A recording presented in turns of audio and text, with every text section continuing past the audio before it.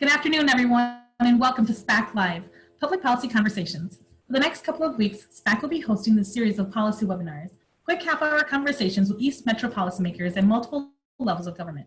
Today's conversation is co-hosted in partnership with the Minnesota Hmong Chamber of Commerce. Questions can be submitted during the webinar by clicking the Q&A button at the bottom of your screen. Our hosts today are Shannon Watson, Director of Public Affairs of the St. Paul Area Chamber of Commerce, and Yao Ya, Executive Director of the Minnesota Hmong Chamber of Commerce. Our featured guest today is Representative Xiong. Thank you, Evie, and thank you everybody for joining us today. As is not unusual with the last couple of weeks of session, the legislative session changes fast. And so we are still hoping to have Representative Xiong join us today, but he hasn't yet dialed into the webinar. So I would like to introduce my co-host, Yao Ya, who is the Executive Director of the Minnesota Hmong Chamber of Commerce. Yao, you have been talking to members pretty much constantly since this whole pandemic issue started. What kind of concerns are you hearing from them? Yes, thank you for having me. I'm really excited to host this today with you all. A lot of concerns that I've been hearing from our members is that they're feeling left out. They feel like this whole pandemic is creating a lot of disparities, especially in our communities of colors. And it is very prevalent now more than ever that this is true. And it's just really devastating to see what's happening, how oftentimes people of color, especially the ones that come from an immigrant background, they don't have that educational piece, or they're not tech lit. And so they're having a lot of challenges. And by the time resources are distributed, oftentimes they're left behind. So those are some of the challenges that they're having, and they're trying to put out fires as they go. And it's very devastating that by the time that they can actually look up on the resources, it's already almost out or already out. Like this week, how the second round of PPP is already going very, very low on funds. Mm-hmm. Yeah, I've heard from many sources, it's been reported in the media that some of the larger companies getting some of those larger allocations of the PPP loan, which the PPP is Payment Protection Program, that they are they don't have the same kind of relationships with the larger financial institutions. And so they don't necessarily have all that paperwork right at their fingertips, or things that are already submitted.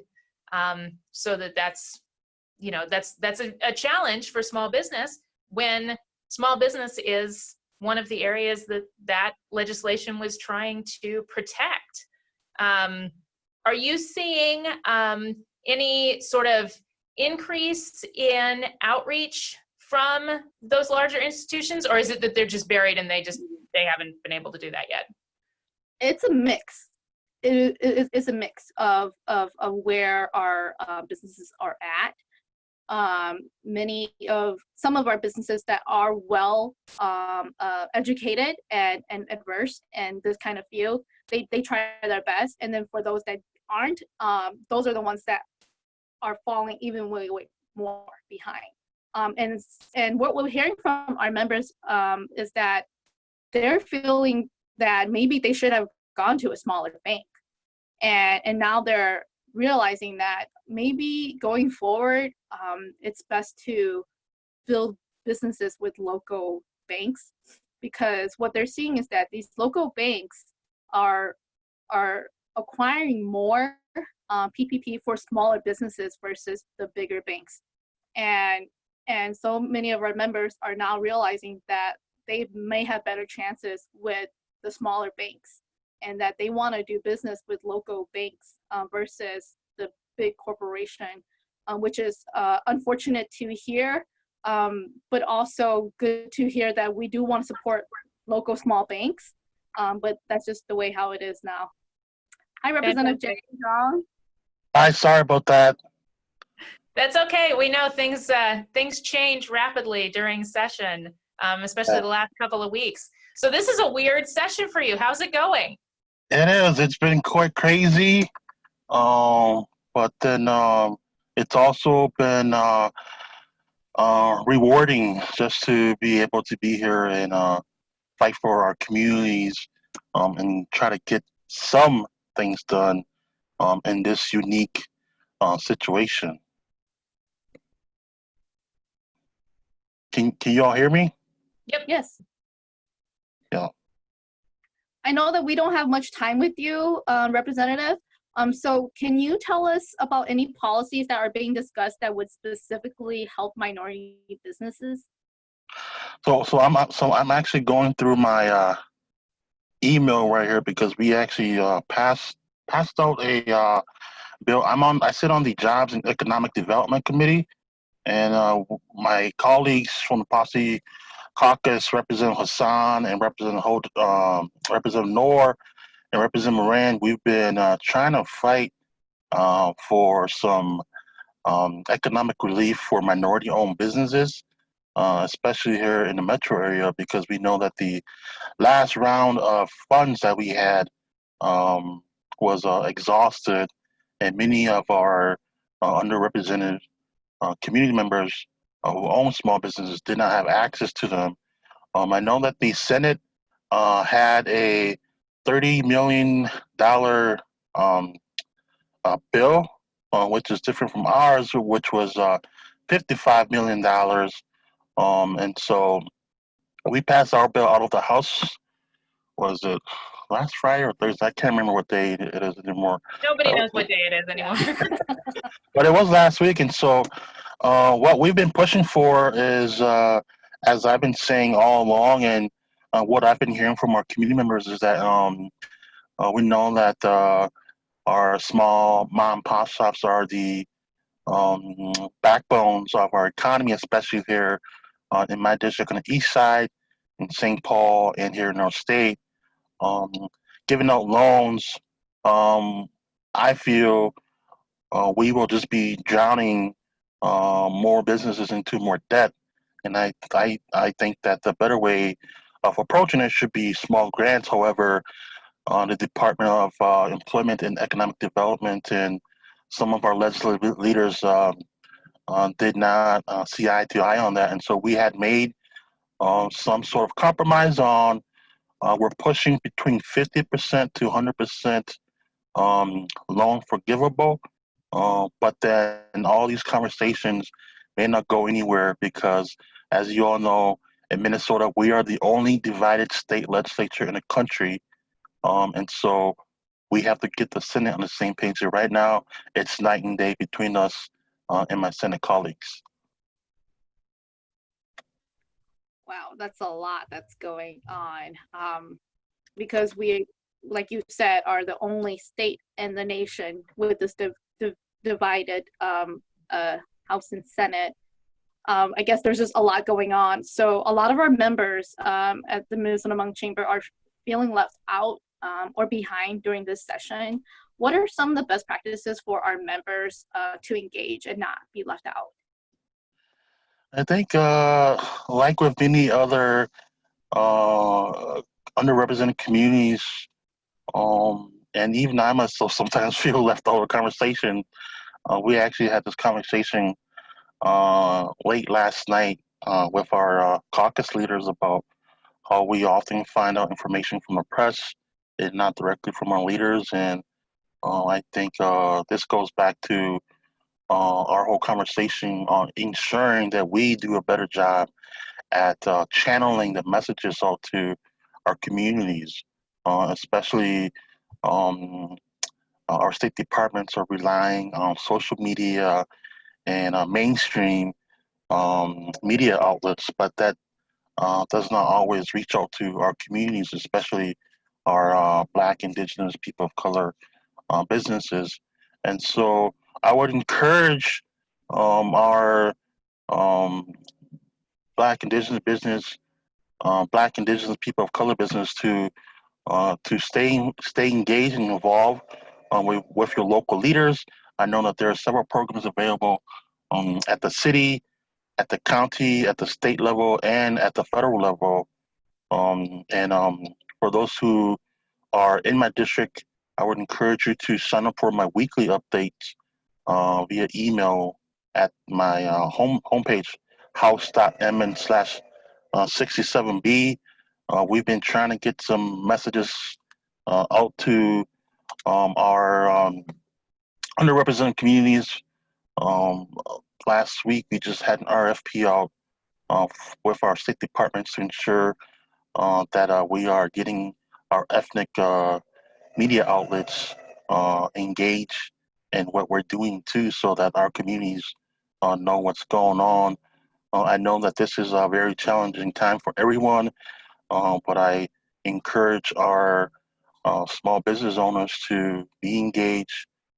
There are a lot of independent news outlets out there who may not always be necessarily sharing factual information.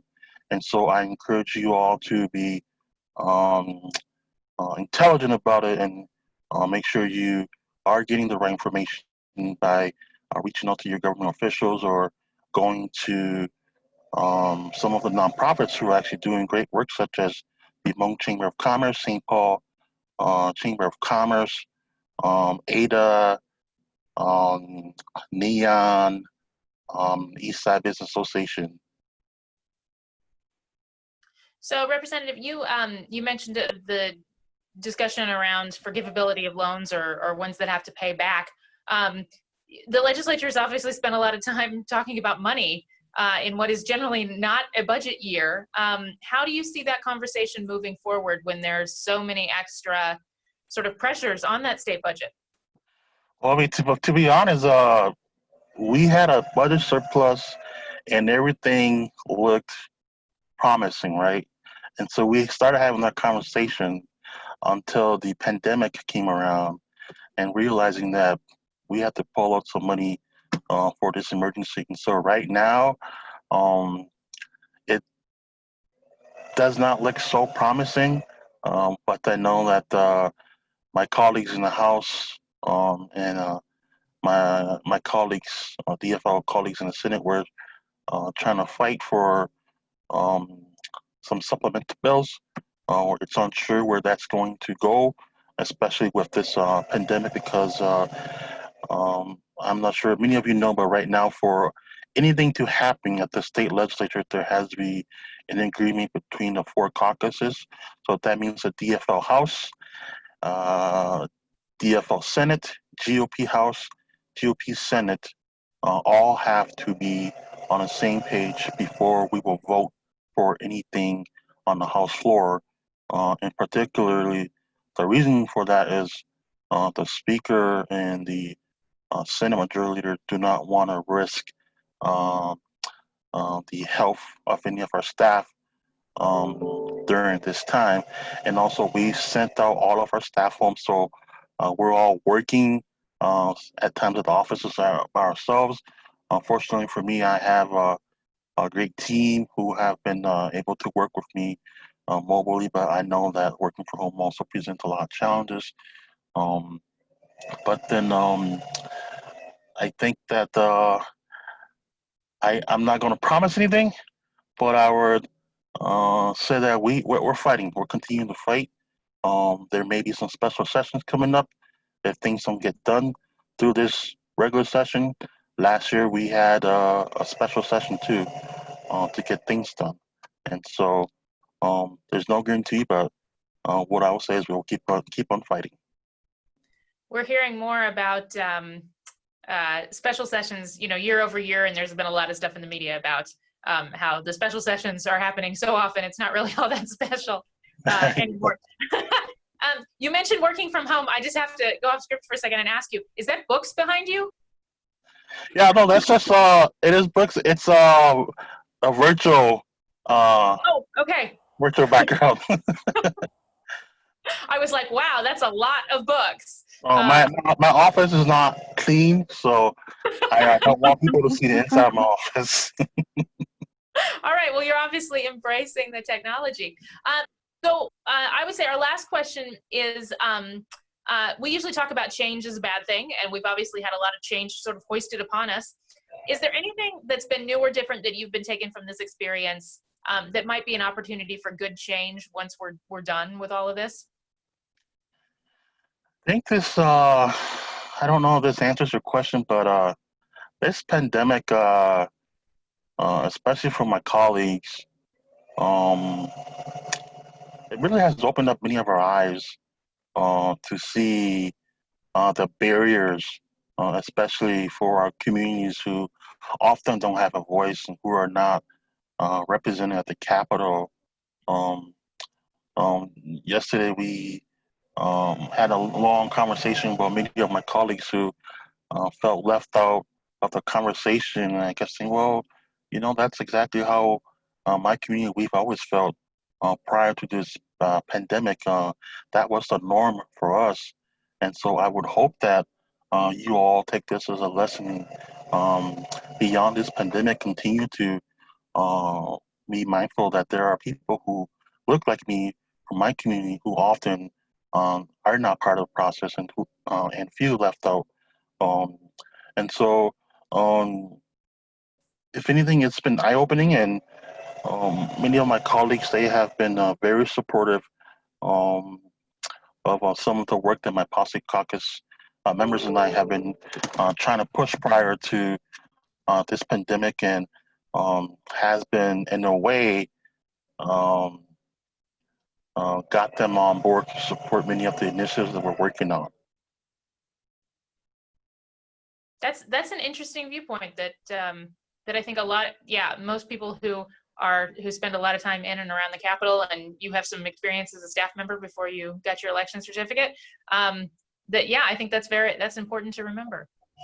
Yeah. So I know we got a note from you this morning that you have to jump off and you got to jump into another meeting. And Yeah, I received a call from Chair Mahoney this morning about a deed program that we had funded several years ago. Obviously, I was not in the legislature, and so there were some concerns about it. And so I'm supposed to have a conversation with the organization that we had funded to see what's going on. It's related to workforce development. And so I have to end this call early, but I want to thank all of you, especially Shannon and Yao, and members of both organizations for hopping in on call. Today, I apologize for being late, and I'm going to be late for my next call too. But if you still have questions or concerns, feel free to reach out to me. I will have to say that it may take me a couple of days to get back to you, just because I've been getting flooded with calls and emails from not just our district, but from not just in the state of Minnesota, from all over the country, especially from API communities, specifically the Montgomery community. I've gotten calls from South Carolina, Alaska, Oregon. I was like, hey, why don't you call your state legislature? But I also realized that I also wear a hat as a Hmong American legislator, and so oftentimes people try to go to the person they know who may have the answer. And so I try to wear many hats and try to help out as many folks as possible. And so I know that there are some of you who I have not gotten back. I'm not ignoring you. I'll be getting back to you as soon as possible. And so thank you so much for your time. Thank you. thank you. Evie, we're going to send it back to you to close up. This session was recorded and will be available at a later date posted on our website. For more information on SPACC Live public policy conversations and other SPACC events, please refer to our calendar at stpaulchamber.com. And don't forget to like, follow, and subscribe on social media. Have a great day.